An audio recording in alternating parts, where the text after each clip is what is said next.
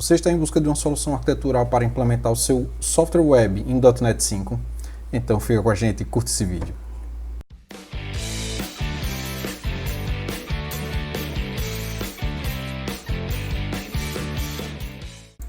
Fala pessoal, a definição da arquitetura para quem vai construir o seu primeiro software na web talvez seja um dos principais desafios para quem está iniciando nesse mundo de desenvolvimento. Essa definição ela exige normalmente bastante experiência, bastante conhecimento nas tecnologias, bastante conhecimento em padrões de projeto, em arquiteturas, estilos arquiteturais, alguns dos conceitos que a gente já falou aqui no canal e que se você não viu os vídeos, fica convidado para conhecer. Então nesse conjunto de vídeos que a gente vai começar a postar a partir de agora, a gente vai mostrar uma sugestão de arquitetura, né, que utiliza bons princípios de projeto, então princípios do Solid, princípios da Clean Architecture, e a gente vai mostrar o passo a passo. A gente tentou dividir em 9 passos para que ao final você tenha uma aplicação completa para a web em .NET 5, conectada ao banco de dados MySQL. Então acompanhe a gente nos próximos vídeos. Vamos lá! Então nosso objetivo é criar uma aplicação web com ASP.NET MVC usando o banco de dados MySQL. Esses são os 9 passos que a gente vai seguir, que a gente vai explicando aí ao longo do vídeo. Então o primeiro passo aí vai ser a definição geral da arquitetura que a gente vai utilizar. A gente vai explicar as principais decisões que a gente tomou em relação a essa arquitetura. Então essa arquitetura ela é composta por 3 componentes principais, né, que é o componente biblioteca web. Então o sistema que a gente está fazendo aqui como exemplo é um sistema de biblioteca. Então eu vou ter um componente de serviço e um componente chamado componente core. De dados, vamos conter interfaces e a parte de persistência, né, que vai ser gerada aí pelo .NET. Um dos grandes objetivos dessa definição arquitetural foi aproveitar alguns mecanismos disponibilizados pela Microsoft, né, que permite gerar vários dos componentes que seriam necessários você implementar manualmente. Então essas rotinas, chamadas rotinas de scaffold, né, onde você vai estar gerando componentes, né, foi utilizado como base para a definição dessa arquitetura, já que o nosso grande objetivo aqui é ter uma arquitetura que gere bastante produtividade aí para quem está iniciando o desenvolvimento. Então essa arquitetura aí ela é baseada aí principalmente no estilo arquitetural chamado hexagonal, ou Porters and Adapters, ou Clean Architecture. Então quem nunca viu sobre o Clean Architecture, então dá uma olhada, busca aí no Google, no site do Uncle Bob e lê um pouco sobre Clean Architecture. A gente está utilizando aí também alguns padrões de projeto que se vocês nunca ouviram falar, então busquem esses padrões de projeto no Google, dá uma olhada e vê o objetivo, mas a gente vai estar utilizando eles aqui na prática. Na medida que eu for utilizando esses padrões, eu vou explicando eles com mais calma. Então a gente vai estar utilizando aqui o padrão MVC, o padrão MVVM, o padrão de projeto Unity of Work, vamos estar utilizando injeção de dependência, Data Transfer de Object e Repository. Aqui eu gerei a minha interpretação da Clean Architecture, né, tentando ser mais simples, né, para quem está começando a implementar aí no mundo web. Então o primeiro passo aí que a gente vai executar é a criação do projeto web. Então aqui eu estou usando o Visual Studio 2019, né, então eu acabei de abrir o Visual Studio, vou criar um novo projeto e dentro dos templates existentes de projeto, né, ou aqui no português, dos modelos de projetos existentes, né, eu vou estar utilizando aqui o aplicativo web ASP.NET Core. Esse é um dos vários templates disponibilizados aí pelo Visual Studio, né, que permite aí você criar uma aplicação web e que vai rodar aí usando no Linux, no macOS, no Windows, né. O Visual Studio possui outros templates, né, para quem quer criar aplicação web, né, mas que a gente não vai entrar em detalhes, né. Então clicando no botão próximo, você vai definir aqui qual é o nome do seu projeto, né? Então aqui eu já tenho o nome do meu projeto, que eu vou chamar aqui de Biblioteca Web. Esse projeto aqui ele vai estar armazenado no desktop da minha máquina, né? E eu estou criando também uma solution com o nome desse projeto para que eu possa organizar os meus subprojetos, né? O Biblioteca Web vai ser um desses subprojetos. Então aqui apertando o botão criar, é nesse momento agora que eu vou definir qual é o template que eu vou usar para criar minha aplicação web, né? Então aqui eu vou estar utilizando aqui o .NET Core. Veja que eu posso utilizar a versão anterior do .NET, que é o .NET Framework, né? Então estou utilizando o .NET Core e a versão mais nova do .NET Core, que é o ASP.NET Core 5, né? Então estamos utilizando a última versão do ASP.NET Core. Dentre os vários templates que o Visual Studio vai utilizar, a gente vai utilizar o ASP.NET Core utilizando MVC. né? Então a gente vai ver que esse template vai dar bastante facilidade na arquitetura aqui que a gente organizou aí para mostrar para vocês. Então apertando, só relembrando aqui, né, por enquanto eu não vou colocar autenticação, a autenticação eu vou fazer em outro vídeo, mais na frente. Eu já vou deixar configurado a HTTPS e se você estiver rodando a sua aplicação usando o Docker, não esquece de marcar aqui o Docker, né? Aqui a gente não vai mostrar, né, essa facilidade para ficar mais fácil aí, já que vocês já estão utilizando o Visual Studio, já tem todo o ambiente montado. Então, apertando o botão criar, então o Visual Studio já cria aí toda a estrutura aí de um projeto web, né? Inclusive você já pode executar esse projeto apertando F5. Então, ao apertar F5 ou selecionando aqui a opção para rodar esse projeto usando o ES Express, então a aplicação usando o template selecionado aí pelo Visual Studio já vai rodar e vai ser exibido aí no navegador padrão aí, configurado aí dentro do seu computador.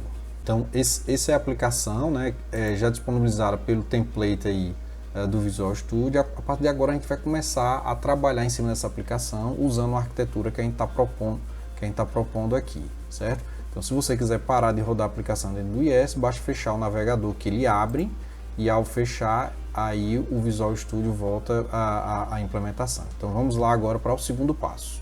Na verdade, o terceiro passo, né, que é a definição do projeto Core, né? Dentro desse projeto Core, a gente vai estar colocando as entidades da nossa arquitetura, né, as entidades de domínio da nossa arquitetura. Nós vamos gerar também a persistência e o serviço, e a gente vai explicar o porquê de cada coisa dessa. Esse projeto ele vai ficar dentro da Solution, né? Então aqui a gente já criou o projeto Biblioteca Web, agora a gente vai criar o projeto Core.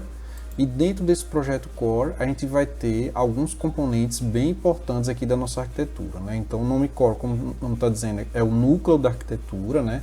Então por que a gente está fazendo nesse formato? Então esse núcleo da arquitetura, o objetivo é que ele seja o mais independente possível, né? Para que as partes que utilizam esse núcleo possam modificar de forma mais simples. Então, por exemplo, a gente vai estar utilizando aqui o ASP.NET 5, né, para estar implementando a parte visual da aplicação, mas se a gente quiser mudar esse visual da aplicação de ASP.NET, então, por exemplo, usar o React, então a gente pode alterar somente alterando esse projeto aqui, o Biblioteca Web, né, para talvez para uma biblioteca React, né? Então, o core da aplicação, né, então as entidades, a persistência, as classes de negócio, então se mantém, né? Da mesma forma, a gente tem aqui uma implementação de serviço que a gente separou em outro componente, né, tentando dar essa mesma independência, né?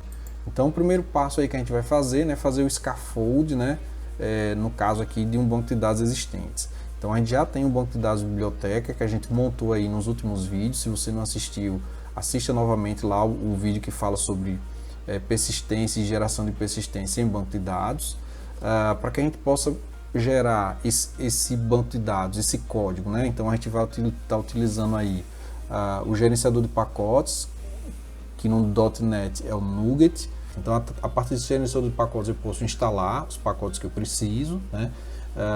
E no console também a gente vai estar utilizando a rotina de scaffold.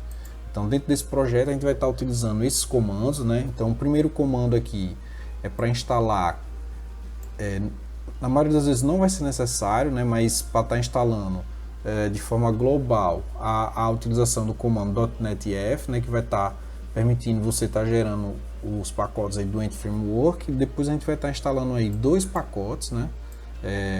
Que é o pacote do Ent Framework para o MySQL. Então, como a gente está utilizando o MySQL, é isso que a gente vai usar. Se você estivesse utilizando o SQL Server, Oracle, então seria usar a versão principal, a versão desses bancos de dados, né? E aqui eu já estou selecionando uma versão que é a 8.0.20, que foi a que eu já testei previamente e que não deu problema na utilização aí, na junção aí dentro da arquitetura. Então é comum, né, que às vezes alguns componentes, né, algumas versões de componentes possam dar alguns problemas, possam dar conflitos, problemas de comunicação, né, versões às vezes muito novas, às vezes ainda passam por alguns problemas, né? Então essa versão foi hoje, né, a versão que ela não deu problema no Ent Framework Core para o MySQL. A gente também está instalando aqui o MySQL Ent Framework Design, né? Então essa instalação é padrão e ela vai ter que ser utilizada aqui. Aqui eu estou adicionando dentro do projeto Core, que é o que eu vou criar agora, né? Mas aí eu também vou estar utilizando, mais na frente vocês vão ver, eu vou estar adicionando esse pacote aqui, né, dentro dos outros projetos, né? Já que em todos os projetos a gente vai estar utilizando o Entity Framework. Aí eu tenho um comando de restauração, né, que vai instalar os pacotes caso eles só tenham sido baixados, né? E por último eu tenho o comando .NET Entity Framework DB Context Scaffold, que vai fazer o que? Ele vai pegar o banco de dados existente e vai gerar as classes que vão ser necessárias para fazer um mapeamento objeto relacional. Então aqui eu estou utilizando a estratégia onde eu já tenho um banco pronto e agora eu estou criando uma aplicação. Existe uma segunda maneira, né, que é a partir da minha aplicação eu gerar todo um conjunto de linhas, né, usando aí o Entity Framework para depois eu gerar o banco, né? Essa maneira, assim, para quem está iniciando, eu acho normalmente um pouco mais difícil, né? Então a gente já está acostumado a modelar domínio, projetos, né, fazer projeto de banco, né? Então eu prefiro utilizar essa segunda forma, né, onde você já tem o banco e vai executar. Então aqui eu estou dizendo que o meu banco está no localhost, estou usando aqui a senha padrão 23456 e o nome do meu banco de dados é o banco de dados biblioteca. Eu vou estar utilizando o Entity Framework e tudo isso aqui vai ser gerado dentro do projeto Core. Dentro desse projeto Core ele vai gerar uma classe chamada biblioteca context que vai conter os repositórios que ele vai gerar e todas as regras de mapeamento entre as classes que ele está gerando e o banco de dados existentes. Então aqui no Visual Studio, né, então vamos começar agora pela criação do projeto Core, né? Então dentro da Solution Biblioteca eu vou adicionar um novo projeto. Esse novo projeto eu vou utilizar ele como uma biblioteca de classe do .NET Core, né? Cuidado, né? Então eu tenho biblioteca de classe do .NET Framework, mas aqui eu estou utilizando biblioteca de classe do .NET Core. Então clicando em próximo, essa biblioteca aqui é a que eu vou estar chamando de Core, né? Então onde vai estar contendo os componentes principais da aplicação que não vão variar, né? Não vão variar ou vão variar muito pouco, né? Independente da implementação, por exemplo, da interface que eu vou estar utilizando, né? Então estou criando esse projeto dentro do meu projeto de biblioteca de classe. Então inicialmente ele cria aqui uma classe, essa classe eu vou excluir e a partir de agora eu vou estar utilizando os comandos lá para criação e geração do banco de dados, né? Então para isso eu vou estar utilizando lá um menu ferramentas, gerenciador de pacotes do NuGet, console de gerenciador de pacotes. Essa instalação de pacotes elas podem ser feitas pelo modo visual ou pelo modo manual, né? Então aqui eu vou estar utilizando o modo manual porque alguém pode estar utilizando, ao invés do Visual Studio, estar utilizando o Studio Code, né? E aí os comandos são exatamente os mesmos, certo? Então aqui eu vou estar executando o primeiro comando, né? Que é o .NET Tool Install. Então esse comando é só para garantir, né? No caso aqui ele não precisou, né? Então eu já tinha esse comando aqui, já estava instalado na minha máquina, né? Então agora eu vou estar executando o segundo comando, que vai estar instalando a primeira biblioteca do MySQL, né? Veja que eu estou referenciando a versão e essa biblioteca está sendo instalada dentro do projeto Core. Então veja lá no projeto Core, na hora que eu instalo isso aqui, ela já aparece aqui, né, como instalado aqui um pacote MySQL Data Entity Framework Core na versão 8.02. Então agora eu vou executar o segundo comando, que é para instalar o Entity Framework Core. Esse Entity Framework Core a gente vai precisar também nos outros projetos, né? Então a gente vai precisar tanto na biblioteca web como no projeto Service. E depois eu vou fazer a instalação dele usando o modo visual para vocês aprenderem também como é que ele funciona. O penúltimo comando é o .NET Restore, só para garantir que os pacotes que eu solicitei já foram instalados dentro da minha aplicação, né? Então apesar de eu estar vendo aqui, né? Então às vezes eu não tenho essa garantia que os pacotes foram instalados, né? E por último agora eu vou estar executando aqui o comando que vai fazer o scaffold do banco, né? Então aqui eu estou considerando que eu já tenho um banco de dados pronto, né? Então que é o meu banco de dados biblioteca. Então ele já está disponível aí no último vídeo aí que eu mandei para vocês e vai estar também disponível no repositório que eu vou estar colocando aí nos comentários do vídeo. E a partir dessa execução, então o Visual Studio vai estar recuperando os dados do banco de dados e gerando todas as classes que vão ser necessárias para que você possa fazer a persistência na sua aplicação. Então veja que aqui ele já gerou dentro do pacote core, né? Então, por exemplo, aqui eu tenho uma entidade, a classe autor, né? Então tem ID autor, nome autor, ano de nascimento e a referência aqui para autor livro, né? E é uma classe bem importante que foi criada aqui, foi o biblioteca context. Esse biblioteca context ele contém referências ao repositório, que é um padrão de projeto aí para acesso a banco de dados, né, bem famoso, e ele também utiliza o padrão de projeto Unity of Work para implementar esse biblioteca context. Veja que se você navegar um pouco mais abaixo aqui, né, você vai ver que aqui para cada uma das classes, então, por exemplo, para a entidade autor, ele tem todas as referências usando as API do Entity Framework, né, dizendo o que é chave, qual é o tipo de cada campo da tabela, né? E tudo isso aqui podia ser feito manualmente, né? Então, se você preferisse fazer do código gerar o banco, né? Então, seria implementar esse código e é possível também atualizar o banco a partir desse código, né? Aqui a gente está utilizando o mecanismo contrário, né? Então, eu tenho um banco e agora eu estou gerando esse código, né? Então, veja que isso aqui foi gerado tudo automaticamente. E se eu precisar fazer alguma atualização no banco, então você pode reexecutar esse último comando aí quantas vezes forem necessários, né? Então esses comandos você pode executar aí quantas vezes você precisar, né? Então toda vez que você fizer uma atualização lá no seu modelo de dados, incluir um campo, incluir o índice, incluir uma nova tabela, então você pode estar reexecutando esses comandos. Então por isso que a gente vai estar fazendo poucas alterações nesse código que está sendo gerado. Então, basicamente, a execução desses comandos, ele gerou aqui todas as entidades, né, que são as entidades de domínio da nossa aplicação, e gerou aqui também o biblioteca context da nossa aplicação, certo? Então, o próximo passo aí dentro do projeto core, a gente vai estar deslocando a string de conexão da aplicação, né, que está lá no código.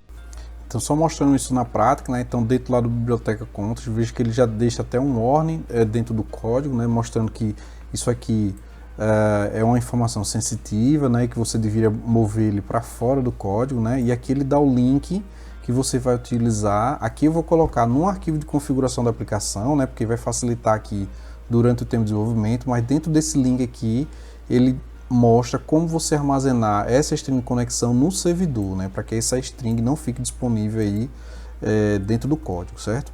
E isso a gente vai ter que fazer todas as vezes que a gente gerar, né, fizer scaffold do banco, certo?